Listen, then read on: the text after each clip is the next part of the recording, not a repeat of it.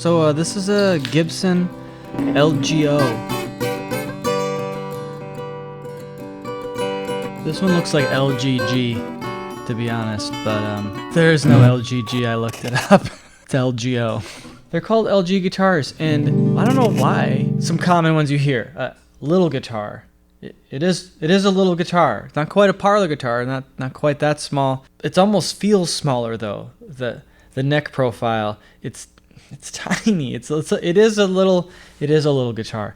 On that note, some folks also call it a learner's guitar because, well, it's little. Maybe it's meant for you to learn on. Kind of a fancy guitar to learn on if you think about it. I mean, it's pretty nice. In the documentary called Kalamazoo Gals, they claim that the G stood for gut, like gut string. The body was a classical body that they put a flat top neck on. And then there's the theory that it's the ladies' guitar because it's smaller. If you look at a lot of the advertisements from the times, there's no mention really of any of this. And the big players are, well, there's this guy playing an LG. You ever heard of him? I don't know if I really think it means anything. You know, the LG series eventually just pivoted to the B series. I don't think anyone's asking what the B stands for.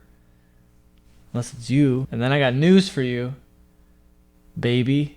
I don't think it means anything. The LG came from the L series. Pretty iconic series. Robert Johnson, you know, my hero, Nick Lucas. That was the L series of the 20s. And then in the 40s, the LG started to come around. We had the LG-1, the LG-2, the LG-3. So the main difference would have been the bracing. So the LG-0, the LG-1, they were ladder braced guitars. Like a ladder.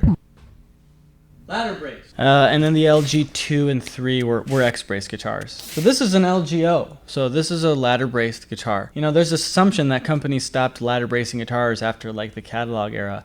But that's not true.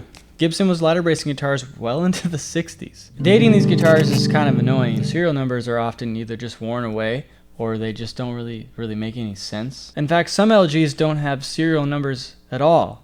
They have what's called an FON, a factory order number, which is like a whole different alphabetical system that I don't know anything about, other than Gibson does that, and it's kind of weird. This one has an almost completely illegible 0. You should screenshot this chart if you have a Gibson, because it's helpful. Any guitar starting with a 0 is a 67. Check the chart. I've checked it several times. It has one of those nitro cellulose finishes, and it's checking beautifully. From what I understand, Gibson did change from their plastic bridges back to rosewood in 1967, So lucky contender here, we actually have a rosewood bridge that seems original. I like these ladder brace guitars, to be honest. It comes down to it's just a sound. It's a sound difference. They're snappier. They're way snappier. If you're looking for more of that woof and you want some more overtones, then yeah, I mean X-bracing's a good choice. A lot of people do convert these. And there are a few cracks that were suspect.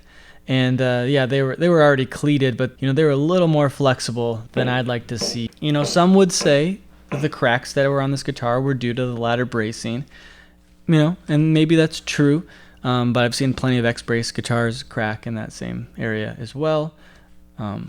Either way, it's really a matter of sound because all guitars fall apart in the end. If you're looking to buy a guitar like this, let me know. I take notes on all these things, so if you have any questions about the LG, maybe I can answer them, or somebody in the comments could. So check out Rare Radio over on the Patreon if you're looking to support what I'm up to, and we will see you at the next vid. Thanks.